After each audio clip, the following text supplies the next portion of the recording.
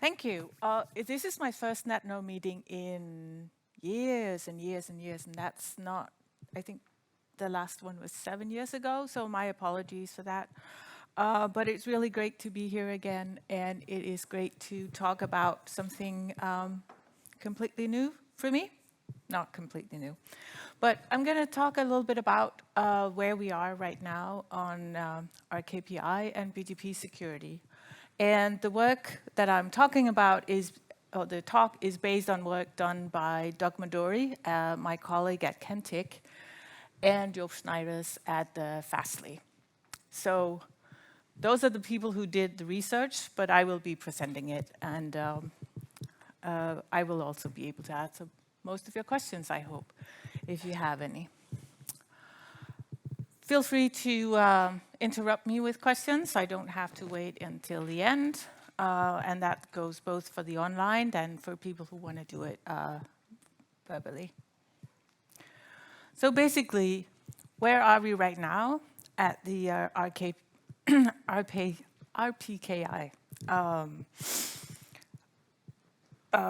route adoptions? So presently, this is the best defense against hijacks due to typos or to people doing it deliberately. But the core challenge with this deployment and this technology that's been around for many years is, why would we reject it if nobody is creating it? And why would we create the ROAS if nobody is rejecting it? So the typical hen and egg that we've also seen with IPv6 deployment and basically almost any new technology that we want to adopt. But we have had, over the past couple of years, an enormous progress. So we've seen a lot of the big networks are now rejecting RPKI invalids. And we have the big golden here, but I'm sure that many of you in this room have been doing this for years as well, because usually Sweden is a first mover on many things due to this community thinking about things. So we're going in the right direction, but where are we? And also, how do we do it? And how can we measure it? How can we measure what the progress and what the effects of the progress is? So we can look at how many ROAS are created, and we have multiple resources to do that. We have RIPE, we have the American NIST, and then we can look at how many invalids are rejected. So, and this gives us two questions that we want to answer. How much traffic is going to routes with valid ROAS? And how much does this technology reduce the propagation of the invalid routes? So we're going in this talk trying and answer these two questions. So first of all, where are we? Well, we can go into those resources and have a look. And I have to say that this graph is based on data from March, and I just looked it up this morning, and the number today is just under 40%. But it's still not the majority of the prefixes on the internet that are currently signed. But the question is, what does it matter that we do this? What does it matter that we have almost 40% of the routes when we look at the traffic? And how can we answer that question? Well, we at Kentik feel that we can bring in at least part or an indication of what the answer to that question is. Because what we've done is that, well, basically what Kentik does is that we deliver a flow analysis solution. And over half of our customers have opted in to let us do analysis on their traffic. So we are aggregating the flow traffic from our customers, and we can use that to do a lot of the analysis on seeing what is going on the internet. And of course, this is fully anonymized, and we can't go in and look at the individuals, but we can see trends on the internet based on that data set. Of course, it is biased to where our customers are, and presently it's mostly in the US, but we do have customers globally, so we are getting a more and more global view of what is going on as we gain customers. So what we do is that we annotate all kinds of additional data to the flows as we ingest them into the platform. And one of the things that we annotate is what is the RPKI evaluation of the prefix. Originally, we built that so that people in our tool could see how much traffic would they lose if they would drop this prefix. But we can also use it for other kinds of analysis. So what proportion of traffic goes to signed routes?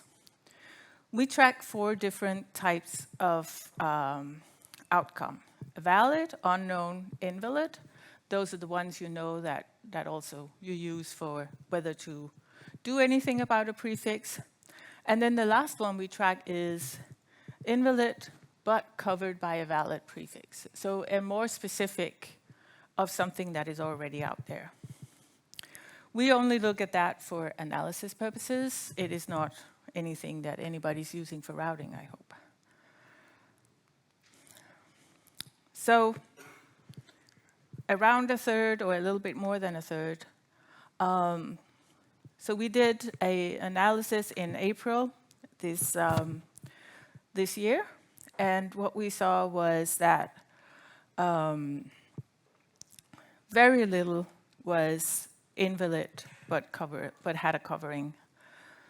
41% was going to unknown prefixes, 58% to valid prefixes, and 1.0% to invalid prefixes. So very, very little traffic going to invalids. So dropping an invalid should not really affect your traffic flows or your services and how they would work. So that answers the question of how much traffic is going. Basically, most of the traffic is going to something that is worth looking at. No, sorry. I was not concluding. Here we are only looking at to the ROAS, right? Okay. So if we want to look at how it's going per country, we can go into the RIPE stat, and they will have a statistics of every country. And I was just looking up that Sweden have, oh God, I looked it up. Around 80, no, I forgot that. Somebody else maybe want to look that up. I'm talking. Sorry about this. So, but we have looked at the US, and this is also where our data makes the most sense. So we looked at how are we doing, how is US doing with the ROA creation.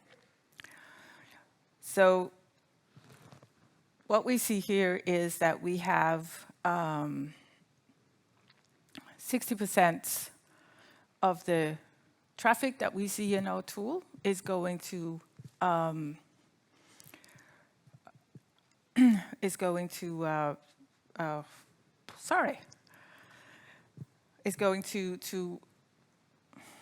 I have to start this one over.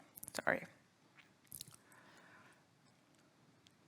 So we see that we have 24% of the v4 space is in the US, and 20% of the IPv6 space in the US are signed with ROAS.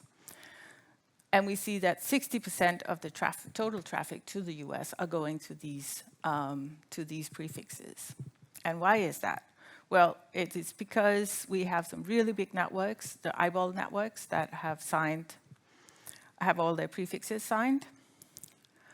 And we have very big content providers who have signed all of their prefixes, basically. So it's not the majority of the BTP routes, but it's definitely the majority of the traffic in that country. Another country that's doing really, really well is Malaysia. So 92% of the traffic is valid according to our data. And the biggest destinations are these ASNs. So they're doing a really great job. So the answer to that question is most of the traffic, or to the question about traffic, is that most of the traffic on the internet in our data is going to valid ROAS. So that is great news. It doesn't mean that we should stop encouraging everybody to sign their prefixes, but it does mean that we have come a long way from when we started this work back in the day. Anybody remember when did we start the first RPKI deployments? I remember going to a workshop at RIPE very long time ago.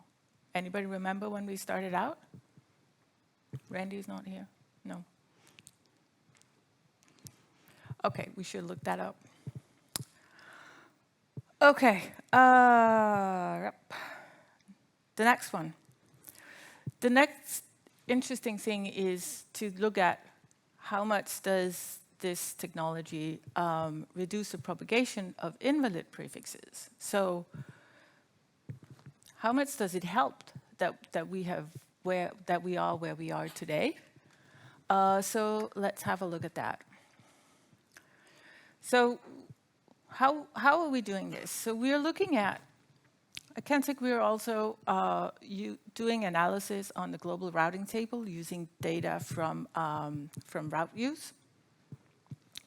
Eventually we are going to be increasing that data set with the prefixes from customers who will opt in to that we can use them, and maybe also other sources of routing collectors. But with the route use, what we've done is that we've looked at the number of vantage points where we see a prefix. So on the top graph, you can see these are the number of prefixes that are number of vantage points that see a number of prefixes. And the lower one is the IPv6. So we can see the count of points that see a prefix as a measure of the propagation of a prefix. And the peak for the globally routed prefixes, so basically seen by nearly all of them, is 295 for IPv4 and 240 for IPv6.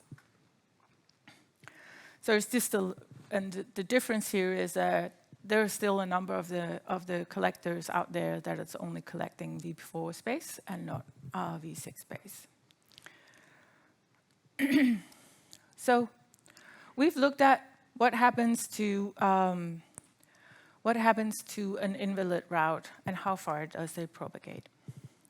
So basically what we can see is that the RPKI not found looks very much like the global table or all of the tables. The valids, again, same picture as the full table, but all the RKPI valids, we can see there's much fewer vantage points for each of those prefixes. So we can basically, so when we look at this, we can look at it with an example here, is that, well, basically, yeah, we see the propagation is much lower. And the example here where we go through what a specific route that we looked at. So there was a change to an announcement of this specific prefix in August this year.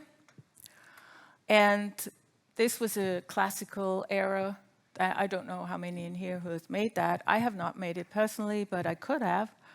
is that instead of, due to just a typo in the way you configure your prepends, you add the AS3 to the AS path when it's propagated. I believe it's an iOS error where you can add the number of the number of prepends you want to put in. So the intention here was to prepend 3 times, but the result was adding AS number 3 into your AS path. And what happens here, we can see that that creates an invalid, because now you have an AS that's not supposed to be in the path. And we can see the propagation. So basically, it's not even the path, it's originated, sorry. And we see how the decrease in propagation on the graph up there. And we see the wrong origination that's been introduced in the in the little diagram underneath. So basically, how much traffic? Oh, yeah. So we can see how the propagation goes down, and you still see the original as a little bit, but you can see all the red is the invalid that are registered in the vantage points. But you can see it's much fewer vantage points that are actually seeing the prefix compared to when everything was valid. So in summary, how much traffic is going to the valid ROAS is most of it, and how much does RPKI reduce propagation of the invalids? Well, somewhere between half to 2/3 is what we see in the data. Okay, and I'm a little bit fast, I can see, I'm sorry about that. So just to summarize, what the best practices of this could be is to reject the invalids and to make sure that you assign your prefixes. Other warnings that we have is that do not modify your routing based on, drop the prefixes, but do not modify anything else based on the RPKI status. All right, questions? Questions for Nina? It looks like it was around 2011 that RIPE-NCC started kicking off RPKI. Yeah. Yeah, that makes sense. I remember taking a workshop with Randy about how to set up the things. It was quite interesting, but we were all very worried about this centralizing of the internet. It's sort of like now we have to look at, we have to ask some centralized, but what happens to the distributed routing that way? But apparently it turns out that it was made in a good way, so it works. Yeah, we have a question from Menti. You say that 0.1% of traffic goes to invalids. How did it look like when the big ones like NTT and Telia International Carrier started dropping the invalid traffic? The person who asked the question thinks that the customers only see 0.1% as the big tier ones are filtering the prefixes before the customers see it. We do not have the data showing the exact shift because it was all done gradually. Both the companies didn't do it on the same time, so it's a little bit difficult for us to sort of give this is how it looked before and this is how it is after. And the last part of your question, I didn't catch that. Could you please repeat? I'm trying to understand exactly what they are asking. Yeah, that might be my problem as well. Yeah, I guess the sentiment here is that from the perspective of where you are measuring, a lot of it has already been dropped by the tier 1 carriers, so you wouldn't necessarily see the change at the edge, I think. Right, so the point is that the prefixes that we see are dropped before they are announced to the route collector. That is a good point. Yeah. I can't answer what we do with that. But again, because of the collectors are connected to so many different peers, I mean, the chance that you would actually get the invalids to the collectors are, quite big. There's a question at the front there, Dylan, just behind you. Thanks. I just wonder about BGP hijack. Can you give example? What's meaning BGP hijack, something like that? I'm sorry? About BGP hijack, about the traffic, something like that. Because the first time I hear about BGP, something like that. Can you explain what is BGP meaning, something like that, and then what kind of hijack they get? What is a hijack? Yeah. Yes. So a hijack is that when you announce somebody else's prefix as originating in a different ASN, and maybe in your ASN, and that way you can suck the traffic into it. Famous examples of BGP hijacks is YouTube in 2008, I think it was, where Pakistan Telecom was ordered to black hole YouTube traffic. And they did it by, inside their network, deaggregate and black hole, which could be okay, except that they announced the more specifics to the world, and their providers were propagating that throughout the internet. So I remember that night when my son was sort of like, "Mom, the internet is broken," and because YouTube were not working, and that was because the whole world was sending their YouTube traffic or their YouTube request to Pakistan. So that was one of the more famous hijacks. I believe there are a couple of others as well.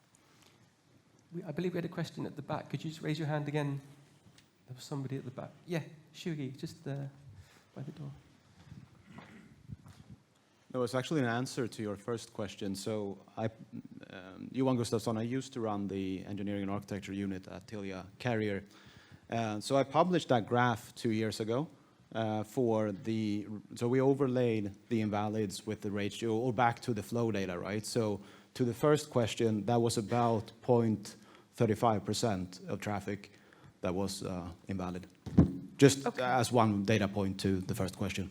Okay, thank you very much. I'll note that. Great. Okay, so if there are no more questions, then please join me in thanking Nina for her presentation. Thank you very much, Nina. Thank you.